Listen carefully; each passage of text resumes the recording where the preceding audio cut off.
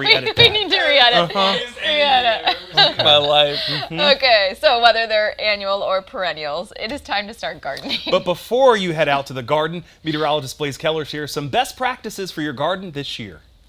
Now that it's warming up, our green thumbs are itching to get out and either begin or tend our gardens this year. But we still got to be careful, and the reason is because our overnight lows are still somewhat cold, and actually, over the last 30 years in Madison, the typical last date for those freezing overnight lows is May 4th. But as we know, typical doesn't always mean concrete. For example, in 2020 and 2021, we recorded freezing overnight lows as late as mid-May. So to make sure that our plants stay safe, even if we get a late season cold snap, one way is to make sure that they have plenty of mulch to insulate them.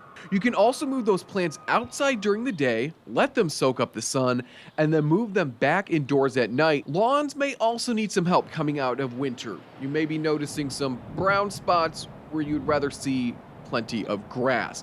Garden experts suggest lying down plenty of grass seed once the soil temperature reaches at least 55 degrees. Also seed before weeds start to take over the lawn. However, coming out of winter, those weeds might not be their strongest, so it's a good time to pull them out now. But also keep in mind, there are actually some beneficial weeds to our pollinators, like dandelions as well as clovers.